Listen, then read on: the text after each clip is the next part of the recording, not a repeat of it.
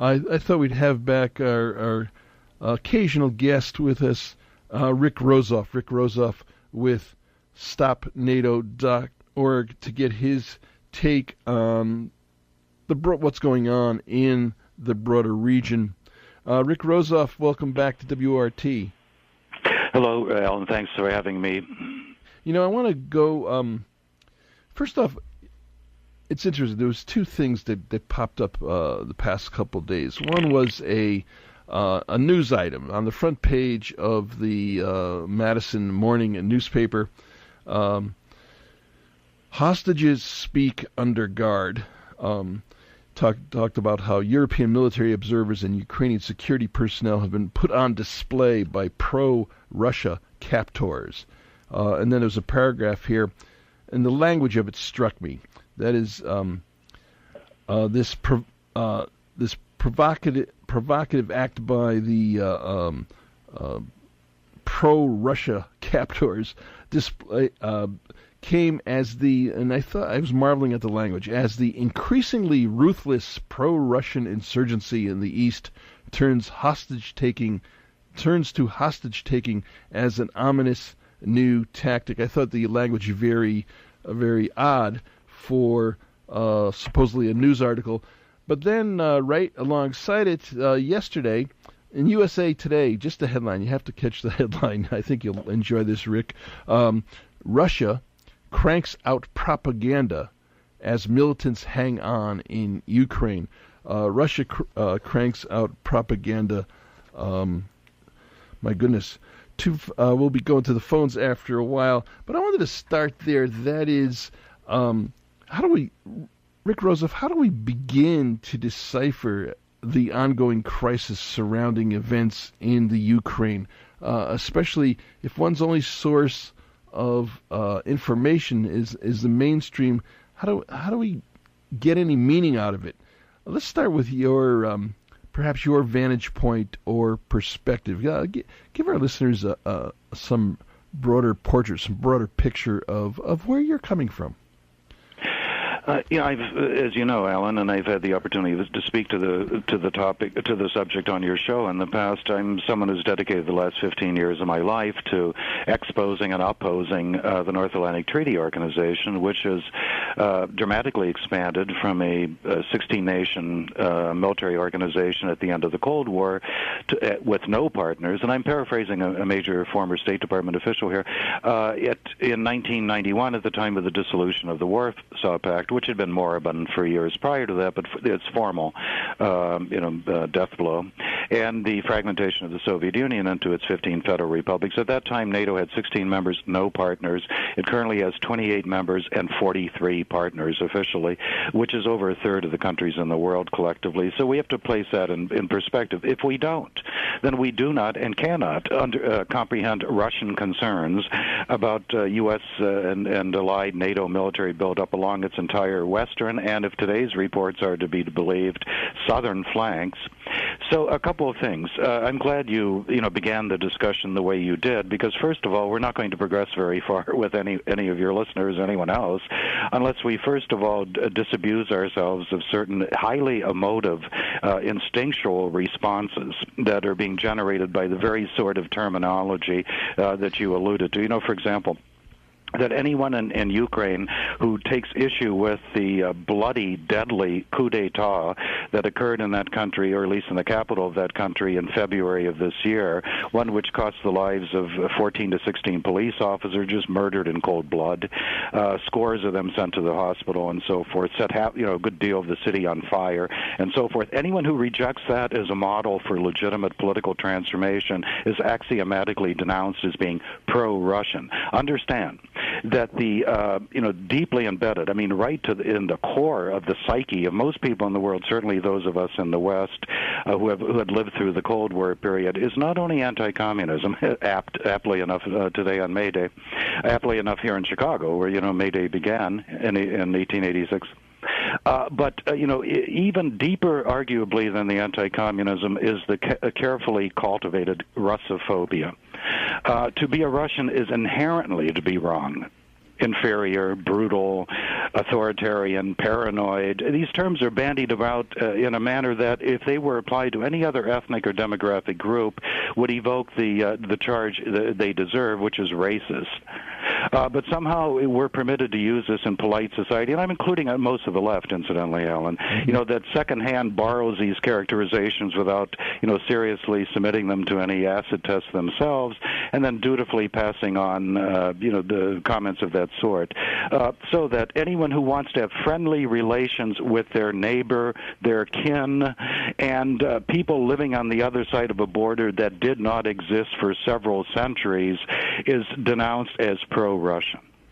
Rick, it's interesting. I've been just lately doing a lot of reading on World War I. I'm in the process of preparing a couple of articles, this being the 100th, this summer will be the 100th anniversary of the coming of World War I.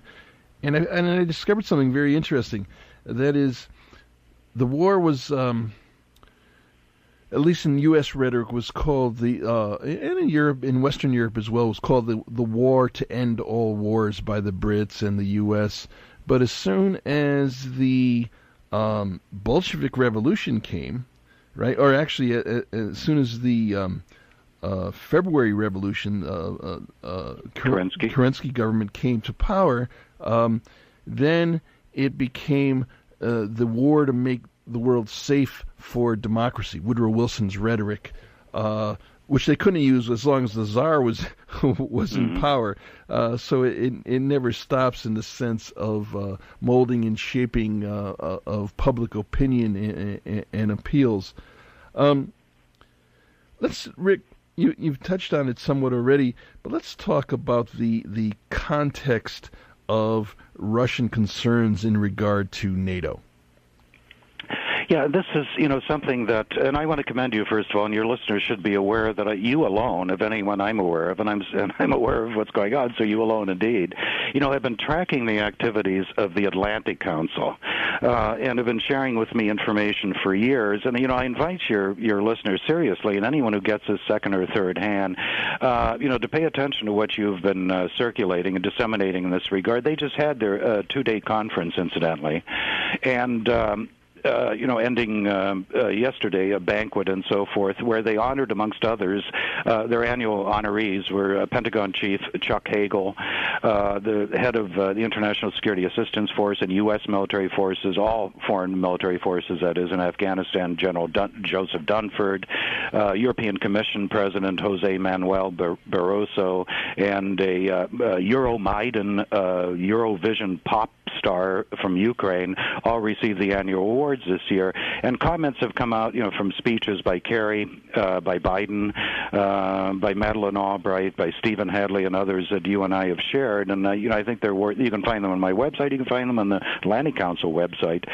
But in a video that was posted today with the heads of the two major pillars of the National Endowment for Democracy, that is Madeleine Albright from the Democratic National Institute for International Affairs, and Stephen Hadley, former National Security Advisor for the George W. Bush administration and head of the Republican International Institute, those two being the two major of the four pillars of the National Endowment for Democracy. In the lead-in to their discussion, the person for the Atlantic Council, Nick Burns, actually, who's a big State Department NATO official in the past, brags about the fact the Atlantic Council is now the fastest-growing think tank in the world. It is. It is the most important. Pardon me if I become a little frustrated, but after 15 years of pounding this drum, only to have it, I think of a statement attributed to the German philosopher Hegel that the owl Minerva only spreads its wings and flies at twilight.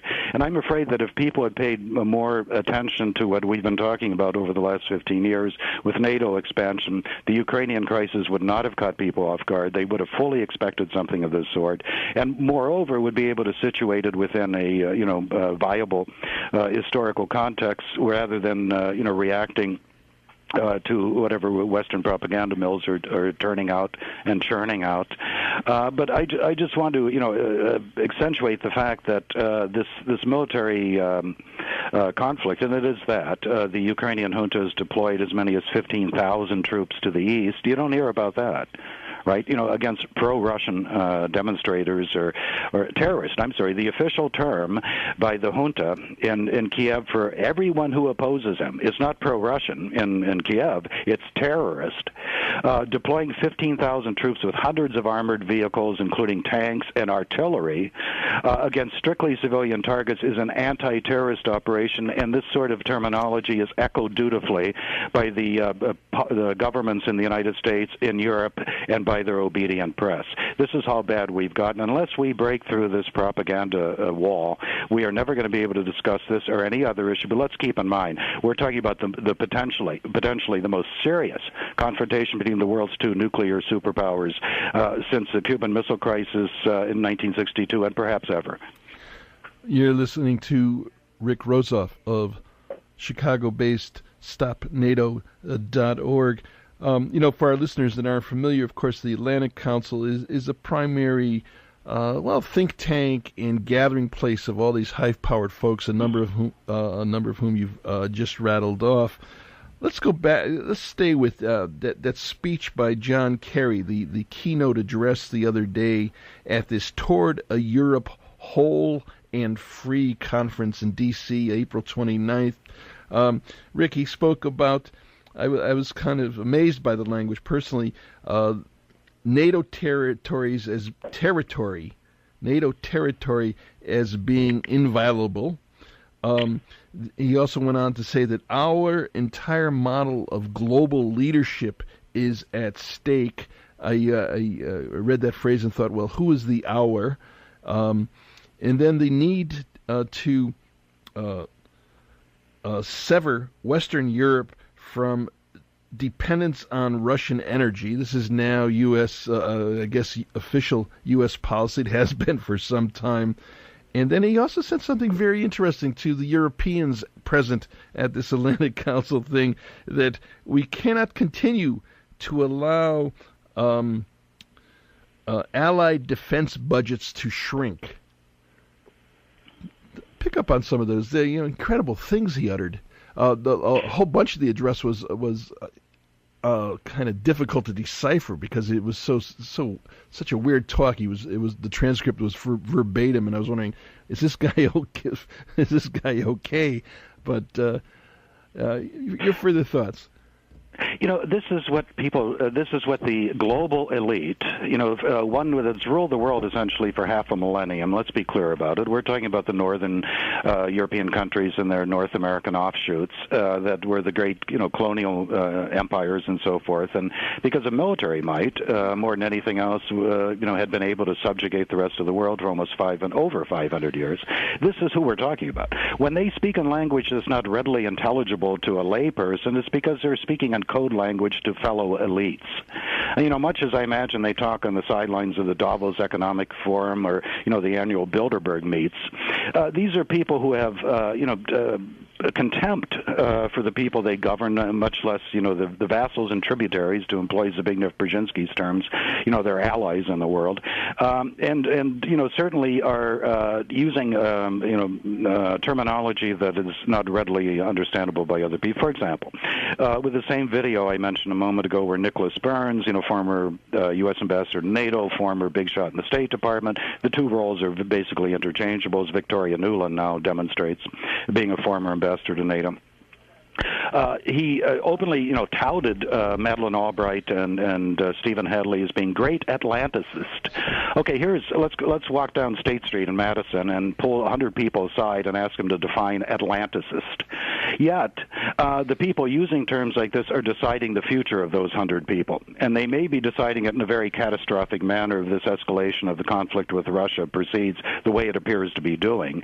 But people are, left in the dark. They're not cued in on what is actually going on. So what you have is this, transatlantic, Atlanticist, Euro-Atlantic, these are their terms, elite sitting in, unelected, unaccountable, unknown for the most part, making decisions that determine the fate impact of the majority of the people's destinies in the world, and nobody is holding them to account. This is the real tragedy. And I'm afraid we have allowed ourselves to be sidetracked oftentimes, even in international affairs, into a sort of ad hoc and ad seriatim reaction to international politics rather than looking at what the actual game plan is. But, to go to the Atlantic Council, you can find out what the elites are talking about amongst themselves. Let me just elaborate a little bit more on the quotes you read from Kerry's speech of 2 days ago. Please. He said the following. This is how Reuters reported it, by the way. Whatever path Russia chooses, the United States and our allies will stand together in our defense of Ukraine. I want to underline and italicize those last few words. And he goes on, and most important, together we have to make it absolutely clear to the Kremlin, you notice the derogatory reference, that NATO territory is inviolable. We will defend every single piece of it. It sounds like, the slogan at Stalingrad, right? Not one foot eastward.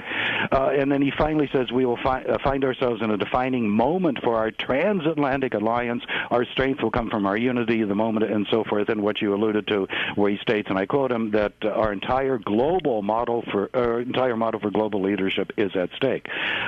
Look, I want to tell you something else. 100 people at random on State Street in Chicago, as well as Madison, would have no idea of what Kerry, the Foreign Secretary, the Secretary of State of the U.S., is talking about when he talks about our model of global leadership. This is something that the citizens... Take that deeper. What do you understand in that? What is our entire model of global leadership? I know what the window dressing is. It's freedom, democracy, tolerance, transparent governance, free enterprise. We know what they dress it up with.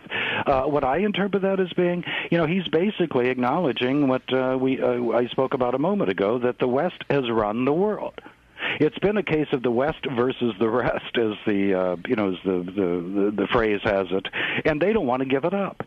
With the emergence of the potential for multipolarity in the world, particularly with, economic and trade formations like the BRICS bloc, Brazil, Russia, India, China, South Africa, with the Shanghai Cooperation Organization, with the potential for the community of Latin American and Caribbean states, CELAC, with, the Bolivarian Alliance for the Peoples of Our America, with maybe a revival of the non-aligned movement, with other potential that exists for setting up a truly democratic and multipolar world. The one thing the Atlanticists will not tolerate, and because they sit on 70% of world's military power, are not going to tolerate, is the emergence of any sort of power sharing in the world, and they will go down fighting. 256-2001. Give us a call with a question or comment. Join the conversation with our guest today, Rick Rozoff of Stop NATO.org. You just touched on something that I do want to get into, and that is there's clearly an economic competition going on, but there's also now a stepped up attempt to sanction Russia through a kind of economic warfare. Let's talk about that a little bit. That is, at one level, because there's so many interlocking partnerships between major, say, gas and oil companies, and there's so much Western finance in Russia. I think like 30 or 35% of German direct foreign investment is in Russia at this point. So there's a kind of cooperation and an entanglement there. But at the same time, Obama and company, Kerry and company are saying that, we could really cripple this aggression through economic warfare. This, again, is good, but, as so often, people who have stepped out and aren't paying attention to the narrative, walk back into the movie theater, sit down, and they watch whatever reel is showing, not having seen whatever preceded it. So, for example, we know that since the early 1990s at least, that is, since the fragmentation of the Soviet Union, the U.S. State Department, incidentally, in the first instance, has been directly involved in trying to control energy shipments into Europe, second largest consumer of energy in the world, European Union next to the United States, hydrocarbons. And that from that moment, from 1991 onwards, the U.S. In the first place has been trying to monopolize natural gas and oil flows into Western Europe, and that meant to knock Russia and Iran out of the European energy market, period. That's 23 years ago. So we now begin to understand some of the policy vis-a-vis Iran, and certainly in relation to Russia within that context. It was in the very early 1990s that the Clinton administration set up an arrangement with 4 former Soviet republics, the first letters of whose names forms the acronym GUAM, which is Georgia, Ukraine, Azerbaijan, Moldova. And the intent was to route a Caspian Sea oil and natural gas, including liquefied natural gas, in many cases under the Caspian Sea. There were plans afoot for under-the-sea pipeline to bring that oil and natural gas through Ukraine, let's underline that, into the rest of Europe, thereby circumventing Russia and knocking it out. The State Department is now avidly working with Slovakia as well as Ukraine on something called reverse flow on pipelines that were built to bring Russian oil and natural gas into Europe, now to have it flow in the opposite direction. So this also accounts, and I know this is a subject you've paid a lot of attention to and done great work on, Alan. This accounts for the U.S.'s toleration. When they talk about, our our model of global rule and so forth, which allegedly includes all the things we talked about, transparency and tolerance and rule of law, why the U.S. tolerates, presidents for life in the Central Asian former Soviet republics, because they're the source of the natural gas and the oil, and any number of infringements of the most elementary democratic and human rights are overlooked. As long as the oil is flowing in the right direction. There was just an item I have, Google News tagged to Kazakhstan, which I've been paying attention to for some time. There was a fantastic item that over $100 million a year is in bribes are paid to faculty members at various universities. Students pay faculty members. They bribe them for grades in all over Kazakhstan, and it only raises interest, because of course the University of Wisconsin here in Madison has a partnering relationship with Nazarbayev University in Kazakhstan, and that's the new model. The article went on to say that bribery is rampant and widespread. Students paying for grades across the whole higher education system in Kazakhstan, with the exception of Nazarbayev University, and of course that's where all the major universities from the U.S. are currently invested. Mm-hmm. Rick, I want to get into something that you write about regularly as part of your Stop NATO.org project, and that is NATO projects in the broader region. There's been it's been stepped up, but there's stuff constantly going on, maneuvers in the Baltic, in Romania, Poland, and so on. And of course now we know there's numbers of U.S. troops that have moved just recently into the region. Yes, this is something, again, where, you really feel like the character Cassandra in Greek mythology. She who, amongst other things, warned the Trojans about accepting the horse. Beware of Greeks bearing gifts, as Virgil puts it. That, had we paid attention to the steady, relentless military buildup in Eastern Europe, following, of course, and as the direct result of NATO expansion, by the way, the 2-day conference at the Atlantic Council. And let me just, by the way, explain the significance of the term Europe whole and free. A variation of that is Europe whole, free, and at peace. One can hardly attack on the third with any seriousness, but that expression was first used in 1989 by then President George H.W. Bush in a speech he made in Mainz, Germany. And that expression, I want to really alert your readers to watch for it, because it's code language. It's very, very serious code language. It's been used in the interim since 1989 to indicate what the basic U.S., NATO, EU model is, not only for the entire European continent, but, for surrounding areas like the Mediterranean, Africa, the Middle East, Central Asia, the Caucasus, and so forth. I'll give you a case in point. In 2008, during the presidential election in the United States, rival Democratic candidates for their party's nomination, Barack Obama and Hillary Clinton, issued a statement simultaneously on the question of Ukraine and Georgia joining NATO. They both, at the end of their letters, which appear to be identical almost, employ the revealing expression "Europe free and whole." You're likely to hear that from the real Atlanticist. It's almost the equivalent, pardon me, of the Masonic handshake or something amongst the initiated. And when you hear people using that term, but that was the name of the two-day conference at the Atlantic Council. And what you're seeing is things that many of us have warned about. The U.S. has officially acknowledged that NATO now has a second and is working on a third air base in the Baltic states. They've always had one for the last decade. In Lithuania, they now officially opened the Amari air base in Estonia as a NATO air base. Is a comparable development occurring in Latvia. The U.S. has access to, really control of, two major air bases in Poland, the Lodz and the Wojciech air bases. The U.S. is now rotating 18 F-16s in Poland. They had for decades been in the Aviano air base in Italy. They now have been shifted to Poland. NATO's Allied Land Command was shifted from two Western European countries to Turkey roughly a year and a half ago, at the same time that an interceptor missile radar facility was put in Turkey, and that U.S., Dutch, and German Patriot Advanced Capability 3 interceptor missile batteries were placed in Turkey. One simply has to watch the shift of military personnel and hardware to understand what's afoot. You don't deploy forces like that unless you intend to use them. And that comes in tandem, of course, with the on-again, off-again threat of moving quote-unquote a defensive missile shield or defensive missiles further east. One has to, why is it that Russians talk historically of concerns with encirclement?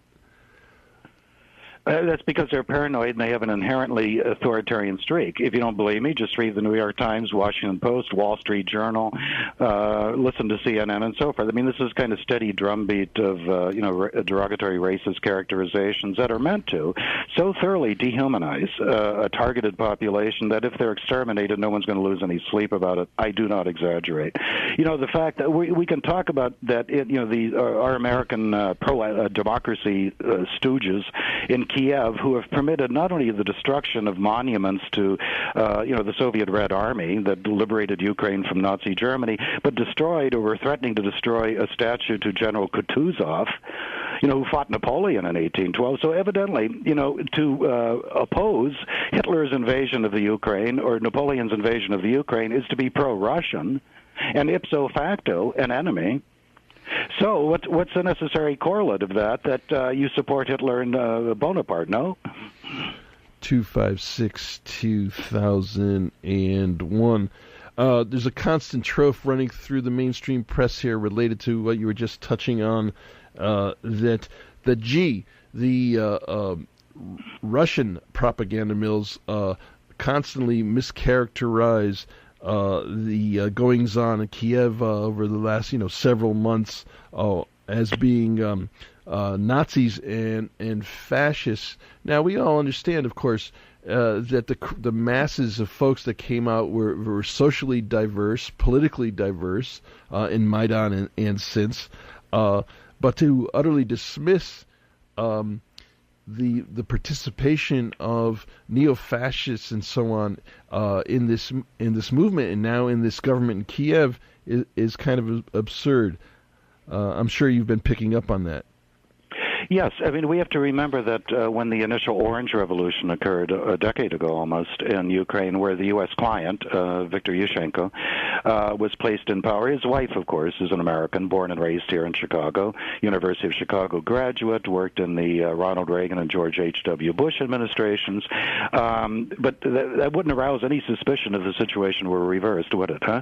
If we had a head of state who had a Russian spouse who had been, instrumental in foreign policy in Russia and moved into the White House, nobody here would have any suspicions about that, right?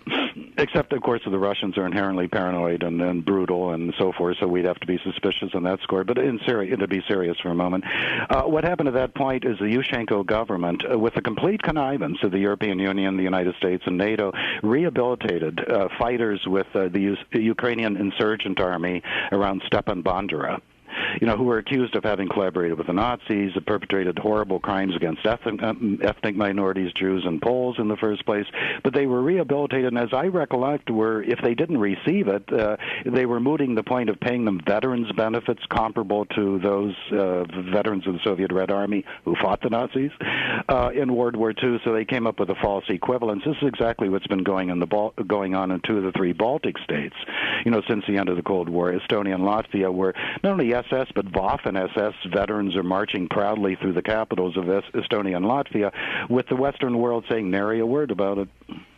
256-2001. We do have a caller with a question or a comment for our guest today, Rick Rozoff from StopNato.org. Hello, caller. You're on the air.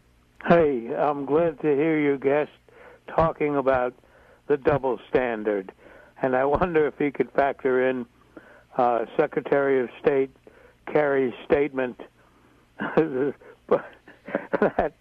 you just don't, and this is a direct quote, you just don't, in the 21st century, behave in 19th century fashion by invading another country on a completely trumped-up pretext, and that should get the Chutzpah Award for the year. Thanks for the program. Yeah, bravo for bringing that in. He made a similar related comment about not redrawing borders, right? And this is the same fellow who, as a member of the U.S. Senate, supported the invasion of Iraq, supported and still supports the invasion and war in Afghanistan, who supported the fragmentation of what was left, the Federal Republic of Yugoslavia in 1999, who, as my recollection, while he was in the U.S. Senate, essentially called for the trifurcation of Iraq into three different states. But he has moral qualms about invading a country under false pretenses and redrawing borders. You're right. I mean, not only should this get the chutzpah of the Millennium Award, but a lightning bolt ought to issue from Olympus and strike him down and right on the spot when he talks like that. But the fact that the entire press corps and commentariat, if you will, in the West has nothing to say about this. If you want to talk about totalitarianism, here it is. The fact that outrageous statements like that can be made and nobody takes the person making them to task for it suggests to you that, Mr. Orwell had a few lessons to learn from what's occurring in the United States. There was a very remarkable, very good a column in the London Guardian yesterday by the columnist Seamus Milne. And Milne, one of the things he talked about was the absolute silence of any kind of critical opposition here in the States. That's true, and I have occasion, as we all do, of course, now with the miracle that the Internet can be, if employed for the proper reasons, to correspond with people around the world. And I know when I describe what the political system is like in the United States, I know that people on the other end are incredulous. They think I'm exaggerating. And no matter how well I document, I live in the 9th Congressional District in Illinois. We have a congressperson, Jan Schakowsky, who has been there, I think, 20 years. She was handpicked to succeed Sidney Yates, who had been there for 44 years, 22 terms, until he retired. In other words, a political seat in the United States is for life. Most districts, I would guess 80% of congressional districts are basically determined in regard to which party dominates. So if the respective party bosses, put the money behind you, you're going to get elected in the general election. You're going to stay there for life. There are a certain amount of swing districts where that may not occur, but for the most part, that's how it is. And that when you have whatever it was estimated to be 2 years ago, $3 billion changing hands during the federal election, no third-party candidate, no independent candidate has a ghost of a chance of getting elected to federal, even to local government.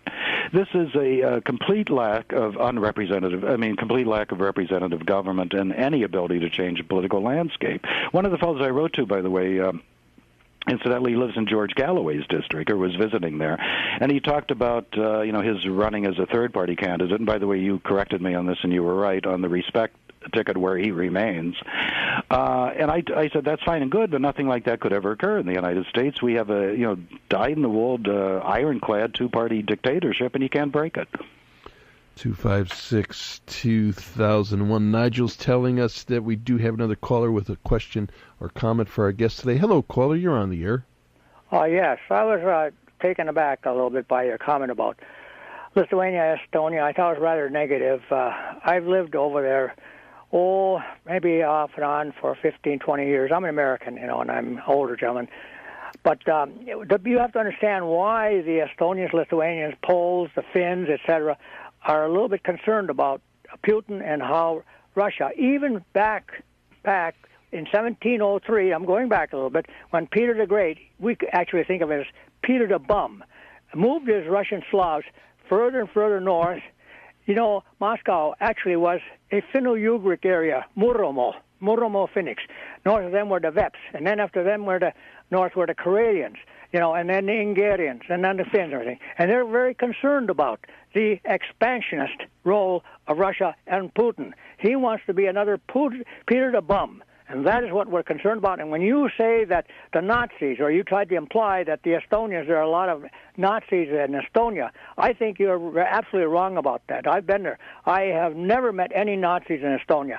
The Estonians want to get back some of the area that they lost to Russia on the eastern side of them, and so also the Finns want to get back Karelia and so on. You haven't lived over there. You don't know really what's going on, but I thank you very much for hearing my side. Thank you, caller. I'd like to respond to that. First of all, we don't have to go back to 1703. Let's go back to 1846, to the Mexican War. Let's see the beam in our own eye rather than the mote in somebody else's.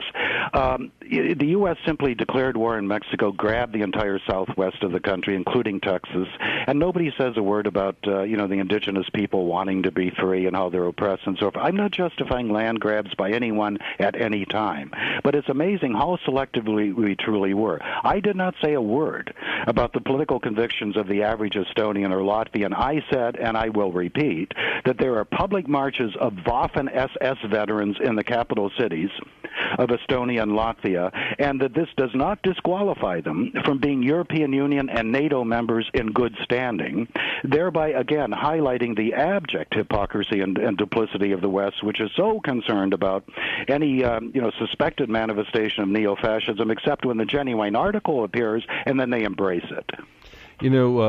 The caller did touch on something when he talked about this desire of Estonia and the Finns and so on to retake what they consider their territory. This kind of irredentism, these old desires to retake what was once, who knows when, territory.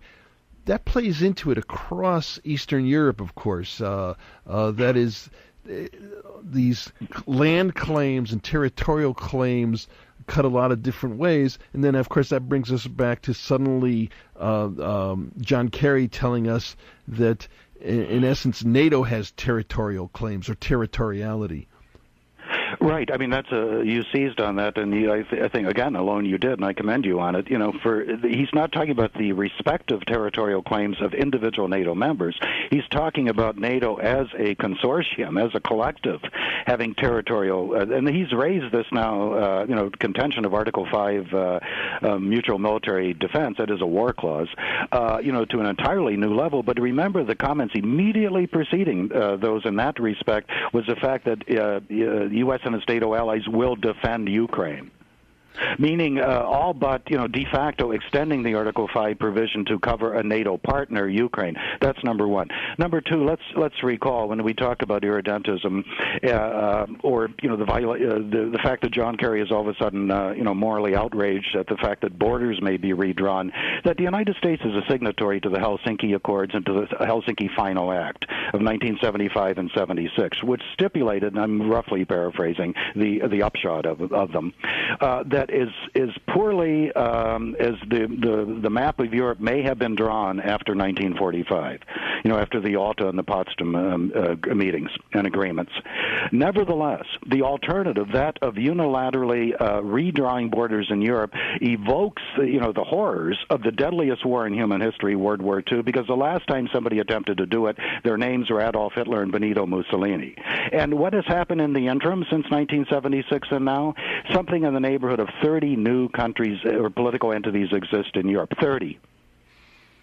This is a complete violation of the Helsinki Accords. This is which the U.S. is, signatory to. The U.S. welcomed the fragmentation of the Soviet Union, assisted in the fragmentation of Yugoslavia. I'm sure backhandedly, supported the so-called Velvet Divorce in Czechoslovakia, supported the unilateral declaration of independence of Kosovo in 2008, and on and on.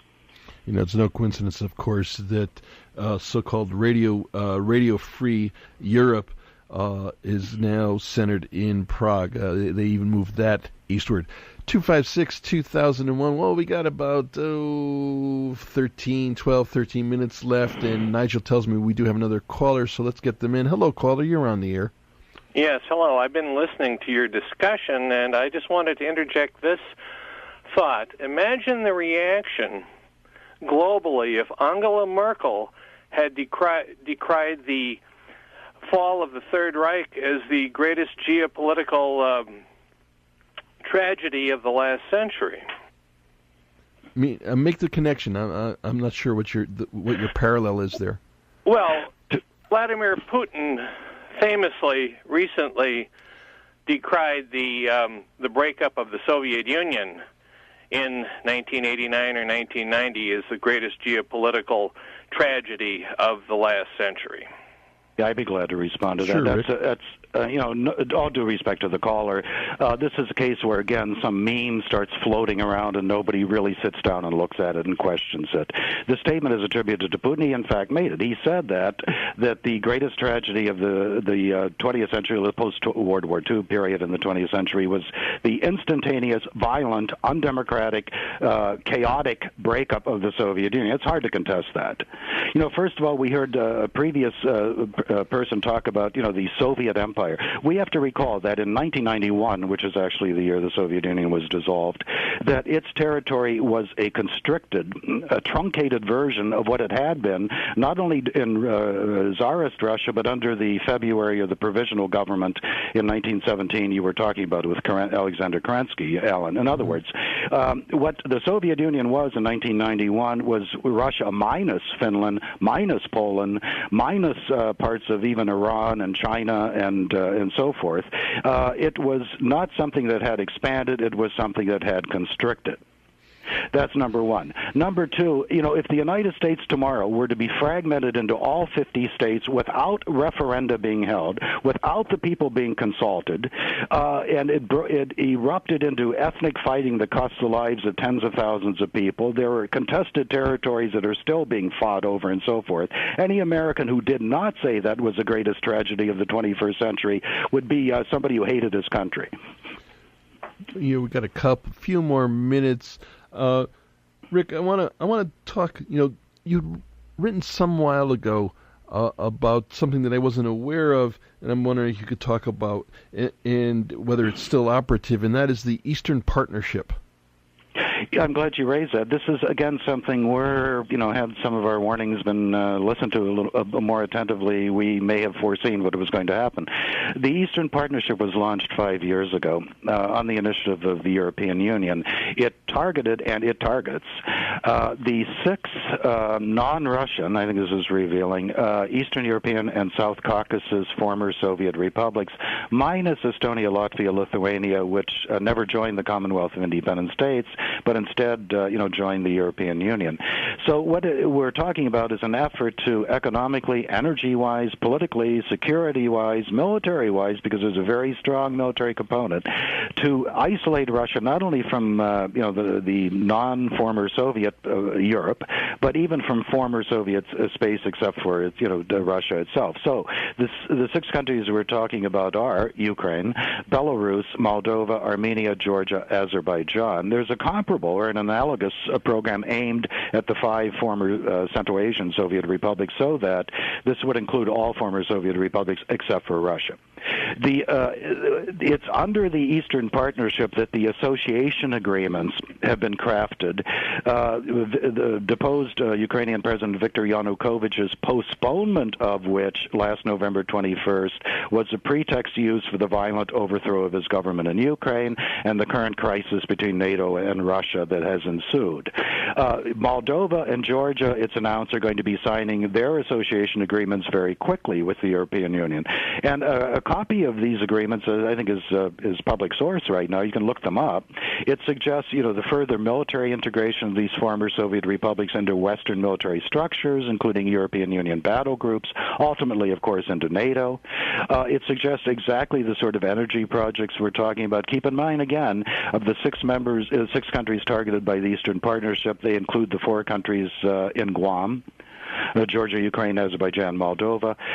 So this is an effort, really, and I said it at the time, 5 years ago, this is an effort to destroy all indigenous structures within the former Soviet Union, most particularly the Commonwealth of Independent States and the Collective Security Treaty Organization.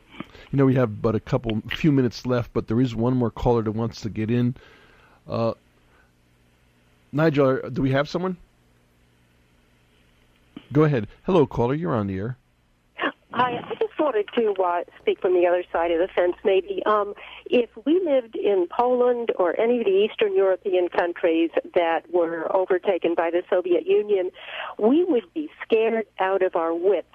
Poland is not Russia, Czechoslovakia is not Russia, none of the Baltic states are Russian.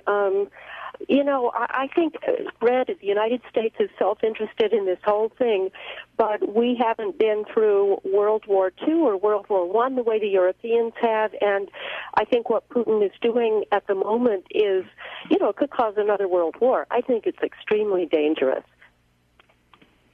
I heard, I'm going to speak from the other side, that's all I've heard. I've heard people echo, what is basically New York Times, State Department, claims. And I wonder if people ever sit down and analyze these statements before they parrot them. Good case in point, World War II. Who invaded Poland on September 1st, 1939? It wasn't Russia, it was Nazi Germany. Somehow we forget that. Buchenwald and Auschwitz and death camps and entire peoples being exterminated are glossed over very blithely to focus on the Russian demon.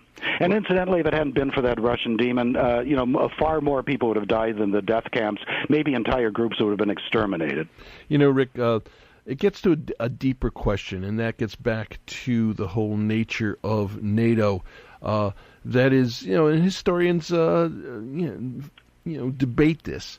But in my estimation, my understanding of the history, we have to question that seemingly automatic or innate or incarnate Russian expansionist impulse. Again, I grew up in an era when I was told, I learned that NATO was a defensive structure to prevent expansion westward of the evil empire, and it's not the case. Let's really put things into perspective. The only time the Russian military has been used in the entire 23 years of the post-Cold War period was after U.S.-led NATO military exercises in Georgia in July of 2008 were succeeded by an attack on the breakaway Republic of South Ossetia by U.S.-educated puppet Mikhail Saakashvili, with U.S. troops still in his country, U.S. military hardware still in his country. He attacks South Ossetia, Russia responds, and there's a 5-day war. That is the only time Russian military forces have been used in the last 24 years. Let's compare it to the American track record. Well, Rick, we're right down to, we have a few more minutes here. Let's give our listeners a sum up. You posted the other day on StopNato.org, you posted along with some of your analysis and some of the news deconstruction of the mainstream news here. You posted a picture of a mushroom cloud, kind of ominous. Where do you think this might lead? Just where the picture indicates.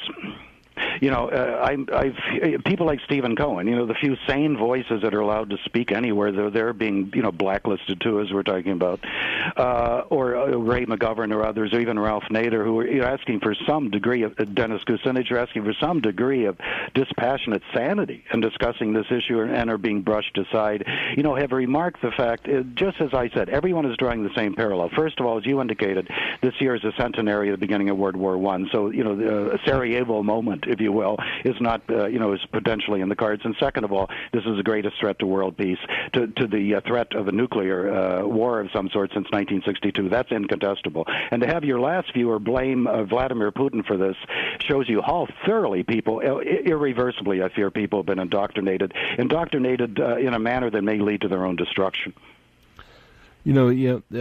We're almost out of the time, but that's one of the things that's fascinated me all along, and it's in line, of course, with a whole bigger, broader range of great man's school of history that apparently no one else lives in this massive space called Russia except for Vladimir Putin. The amount of coverage that's been given to him. Is he wearing a shirt? Is he on a horse? What is he thinking? Is he deranged? It's a vast, complex society with its own interests, its own national security state, its own military apparatus, its own and its own problems, its own crises. So I find it fascinating that people focus on Putin. A final word, Rick.